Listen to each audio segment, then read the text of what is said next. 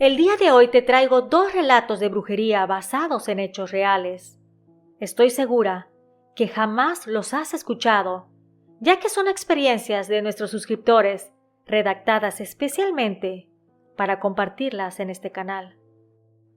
Ya no hay vuelta atrás, has entrado a mi casa, así que ponte cómodo y cierra los ojos y vivamos juntos con el miedo.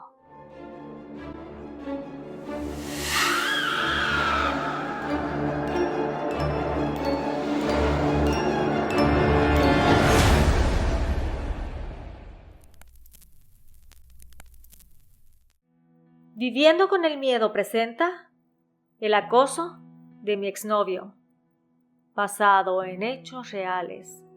Se recomienda discreción.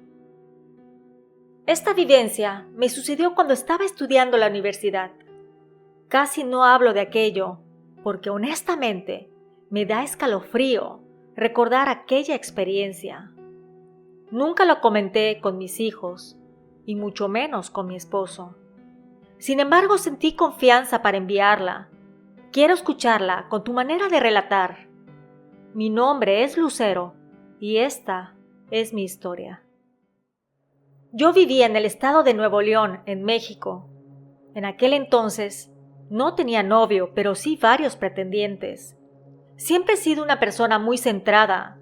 Dicen incluso que tengo un alma vieja, porque en vez de actuar como las personas de mi edad, actuaba como una persona mayor, e incluso mis amistades eran más grandes y siempre ha sido de esa manera hasta el día de hoy. En una reunión conocí a un muchacho de nombre Pablo.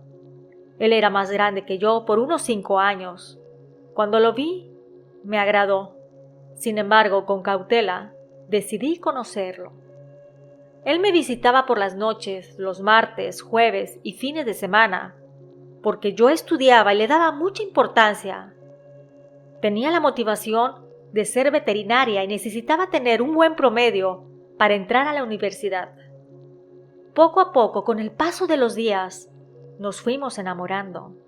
Sentía que a la larga podríamos tener una relación formal. Él tenía un buen empleo y su carácter y forma de tratarme me gustaba. Me hacía sentir querida. Así que poco a poco nos fuimos enamorando al grado de que nos hicimos novios. Pasaron los meses y seguíamos así de enamorados.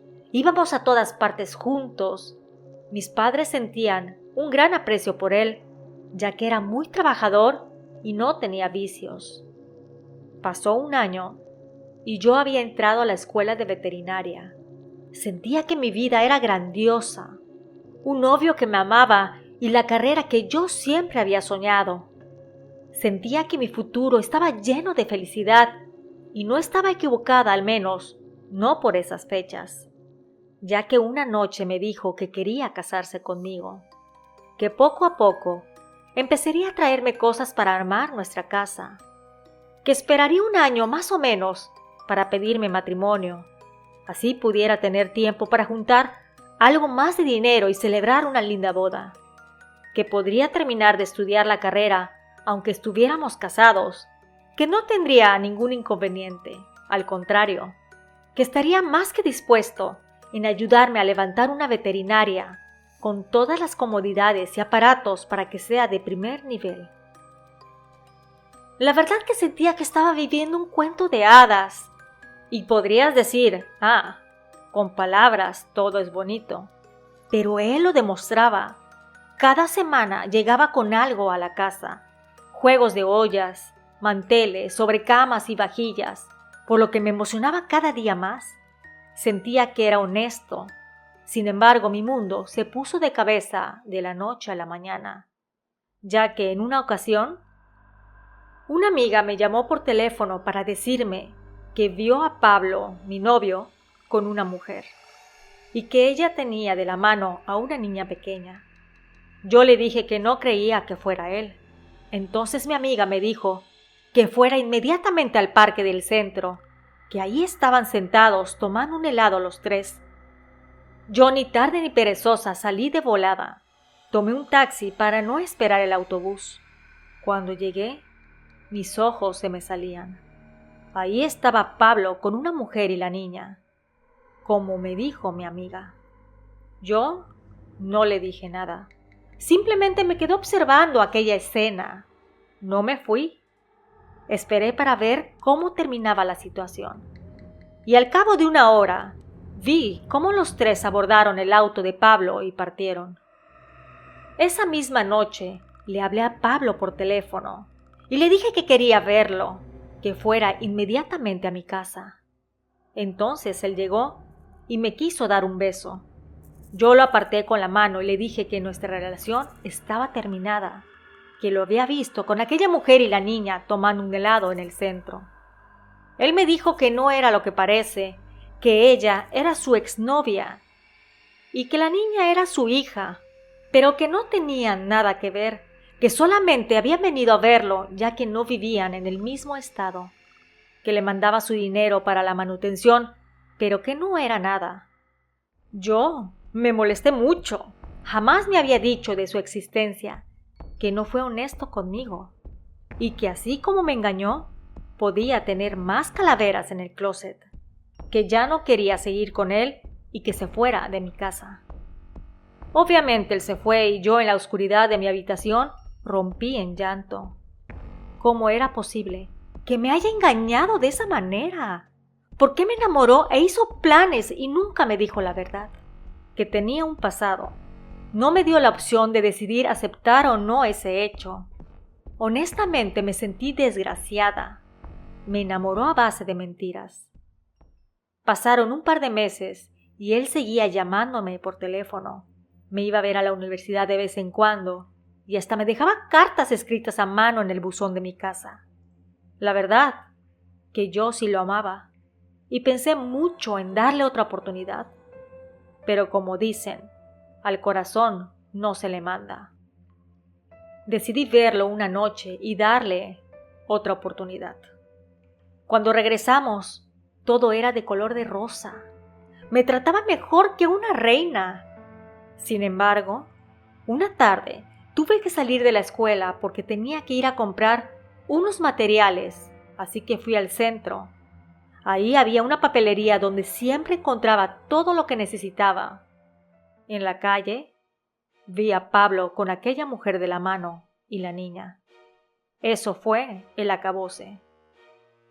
En la noche, él fue a hacer su visita y ahí, antes de que entrara, le dije que lo había visto nuevamente con aquella mujer y que ya no quería saber nada más de él, que no quería verlo o escucharlo, que me había decepcionado y que era un mentiroso, que ahí terminamos definitivamente.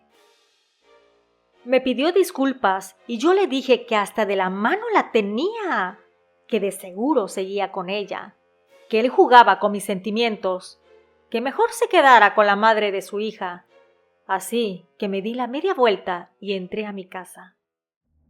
Recuerdo que me empezó a llevar serenatas, me mandaba flores y muchas cosas más.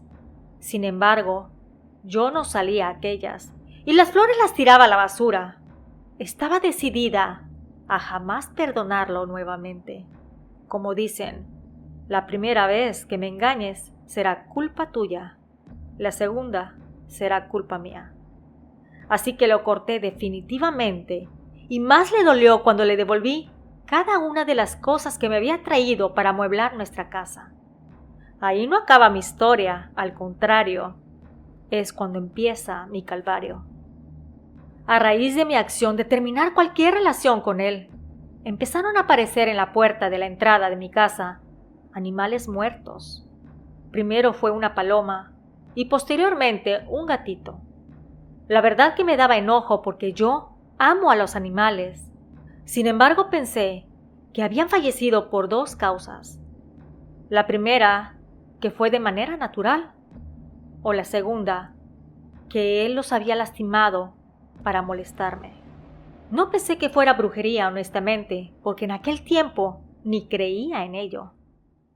Empezaron a pasar más y más cosas extrañas, al grado de que en una ocasión mi madre me dijo que había afuera una canasta con frutas y una botella de vino.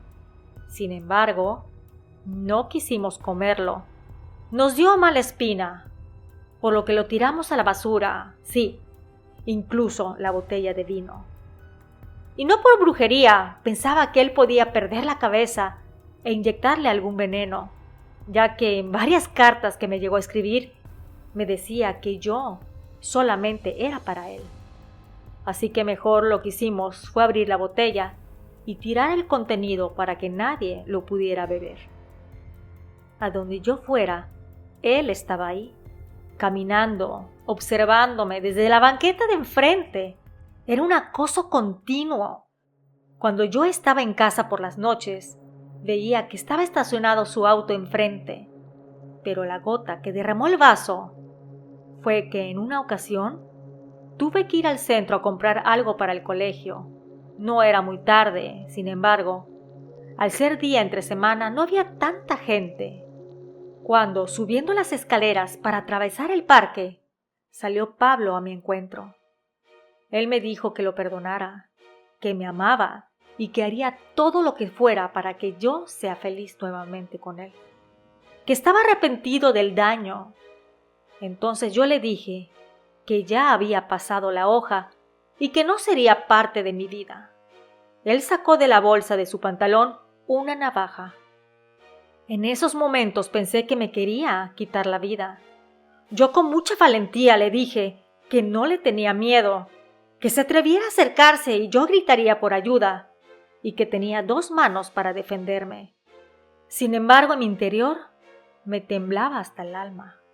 Él tomó la navaja y se empezó a rayar su brazo izquierdo. Me decía que yo era de él, y si no sería su esposa por la iglesia, haré un pacto para que yo fuera su mujer, aunque el maligno se lo cobre. Y mientras me gritaba esas cosas, se cortaba y veía cómo caía la sangre al suelo. Tiró la navaja y en los escalones empezó a dibujar con su mano derecha nuestras iniciales dentro de un pentagrama. Yo no podía moverme de la impresión. Les juro que ha sido una de las situaciones más escalofriantes que he vivido. Realmente viví con el miedo de ver al hombre que amé enloquecido.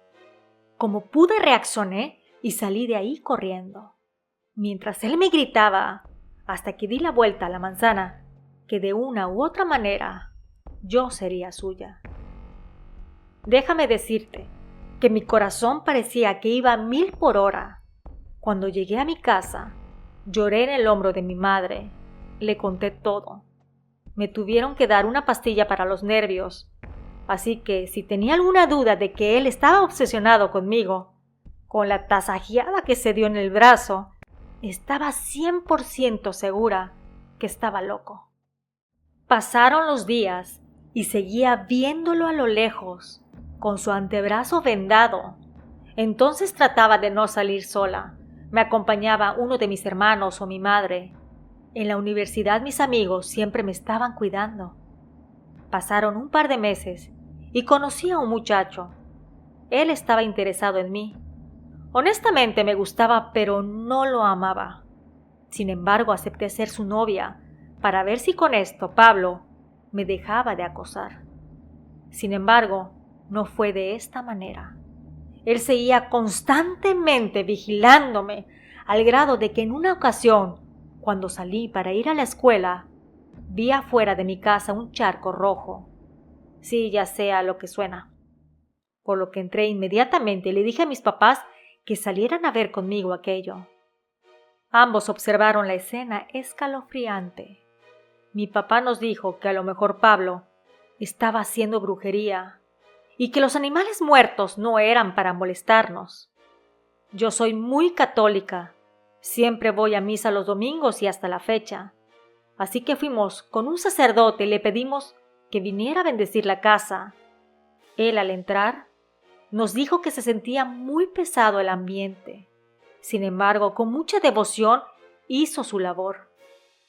Nosotros rezamos junto con él, y a lo lejos se podía ver a Pablo observando desde la oscuridad. Pasaron un par de semanas y nos enteramos de que Pablo quiso quitarse la vida. Dijo que no quería vivir sin mí y que preferiría irse al infierno.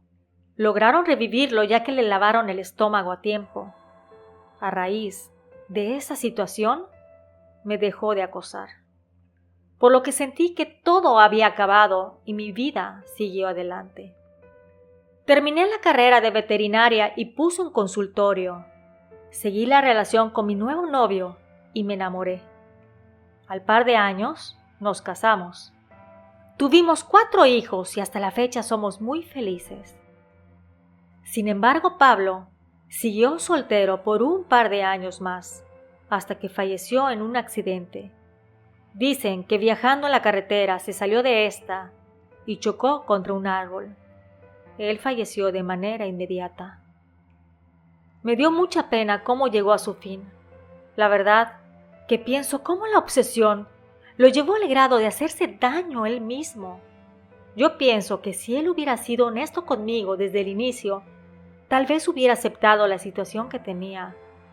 Porque cualquier persona tiene tropiezos en la vida. Sin embargo, me engañó no solo 1, sino 2 veces. Y creo que esas no son las bases para formar una familia. Y aunque viví con el miedo de que me hiciera daño con brujería o de manera física, mi Padre Dios siempre estuvo a mi lado, mostrándome el verdadero camino hacia la felicidad. La posesión de mi hermana, basado en hechos reales. Se recomienda discreción. Esta experiencia le sucedió a mi hermana hace unos 5 años y hasta la fecha siento que no ha quedado del todo bien. Me gustaría compartirla por si tienen algún consejo. Mi nombre es Nadia y esta es nuestra historia. Mi hermana siempre ha sido una mujer muy devota. Sin embargo, llegó al grado de que iba a misa diariamente por la mañana, después de dejar a su hija a la escuela. Incluso una amiga me llamó para preguntar si todo estaba bien, porque había visto a mi hermana en la iglesia llorando, que la veía de manera desconsolada. Yo le dije que tenía varios meses en que se había acercado más a la religión y que incluso yo pensaba que era fanatismo, ya que con el paso de los días empezó hasta a cambiar su manera de vestir. Ella usaba pantalones de mezclilla, blusas con tirantes y sandalias, porque vivimos en Chiapas y aquí hay mucho calor. Sin embargo, empezó a usar faldas largas hasta los tobillos y anchas. Usaba zapatos cerrados y blusas de manga larga, además de que su cabello lo empezó a recoger en un chongo y dejó de maquillarse. Fueron pasando los meses y pensamos que hasta ahí iba a quedar, pero no. Ahora, su cabeza la cubría con un manto, y no solo en la iglesia, sino también en su día a día. Vestía completamente de blanco.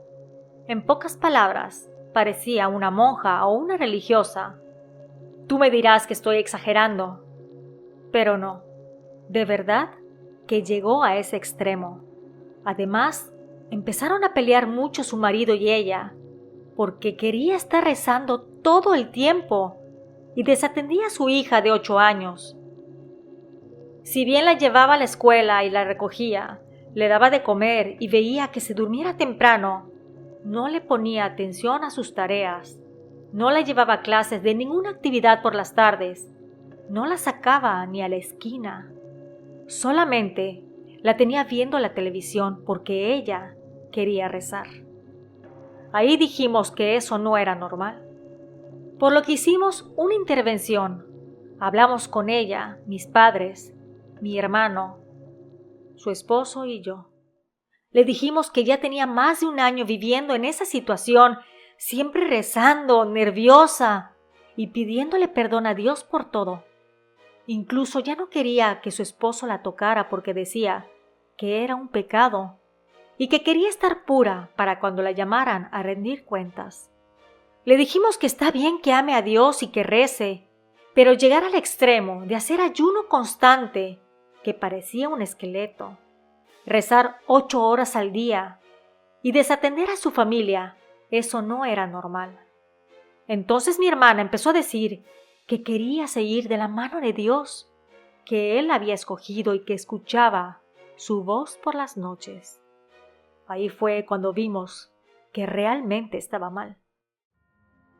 Decidimos entre todos que fuera a la casa de mis padres y que su esposo e hija se quedaran en su hogar. Nosotras la vigilaríamos y trataríamos de ayudar, pero ella se comportaba como un animal salvaje, como si estuviera enjaulado. Gritaba y decía que necesitaba salir, que quería ir a la iglesia, que necesitaba rezar. Entonces le dijimos que podía hacerlo ahí en casa, pero que también necesitaba bañarse, comer y dormir. Recuerdo que una noche estaba haciendo la cena cuando tocaron a mi puerta. Era mi hermana. Estaba despeinada, mal vestida y descalza, con los pies negros y ensangrentados. Me dijo que vino caminando de la casa de mi madre, la cual estaba muy retirada, y que quería mi ayuda, que la voz le decía cosas horribles, que quería llevarse a su familia y que rezar e ir a la iglesia era la manera en que ella podía protegerlos. Yo le invité a pasar y la senté en la sala. Le di un vaso con agua, el cual lo tomó con sus delgadas manos. Cabe aclarar que ella es una mujer joven, no tiene ni 30 años. Sin embargo, su rostro denotaba una edad que no le correspondía. Me senté a su lado cuando a los 20 minutos tocaron el timbre. Era su esposo con mis padres. Ella, al verlos, se puso como loca, gritaba y los maldecía. Entonces mi mamá se acercó y le tiró encima agua. Ella gritaba como si fuera ácido, pero simplemente era agua bendita que siempre había en la casa. Nos dijo que debíamos de llevar de manera inmediata a mi hermana a la casa de una señora que curaba, para ver si podía hacer algo al respecto. Como pudimos, la metimos al auto y nos fuimos con aquella mujer. Al llegar nos recibió deprisa y al verla se persignó.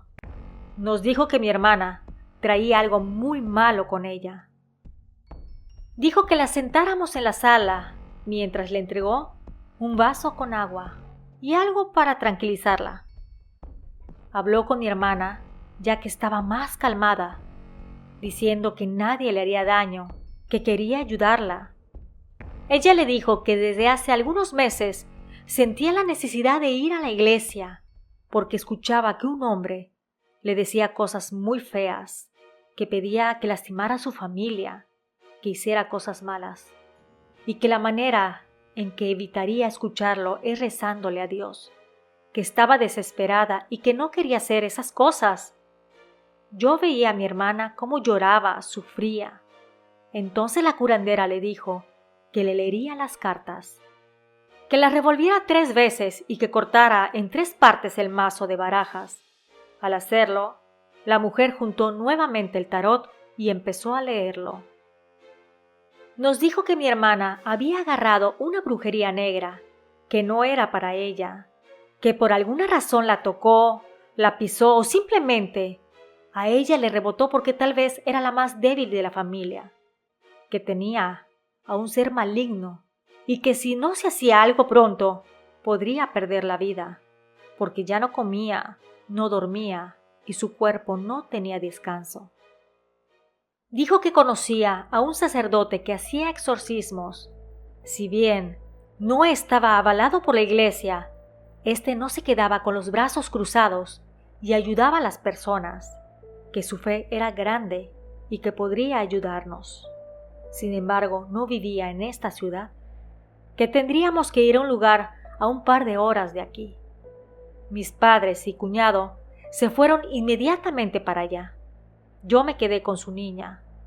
Ahí estuvieron una semana. Mi mamá me contaba que había un grupo de personas que ayudaban, que estaban en continua oración para ayudar a mi hermana y que era muy cansado. Cuando regresó mi hermana, su semblante era muchísimo mejor. Ya comía y dormía. Tuvo que regresar varias veces para seguir con su tratamiento. Cambió para bien. Cuida más a la hija y está pendiente de ella. Sigue yendo a misa diario y reza. Sin embargo, ya no es todo el día. Nos dice que se siente bien y que ya no escucha la voz que la atormentaba. Sin embargo, no estoy tan confiada de que sea real lo que nos dice. A veces la veo que mueve la cabeza como diciendo que no, o murmura. Yo rezo mucho por ella. Le digo que regrese a ver al sacerdote, pero dice que se siente bien. Ya no se viste de blanco ni con el velo, ahora viste como una persona normal. Y aunque vivo con el miedo de que todavía tenga algo adentro, le ruego a Dios que la ayude y le quite todo mal que le acecha. Muchas gracias a las suscriptoras por la confianza. Esperando que te hayan agradado los 2 relatos basados en hechos reales, te invito a suscribirte para que no te pierdas ninguna de mis historias. Nos escuchamos pronto. ¿Y tú? ¿Vives con el miedo?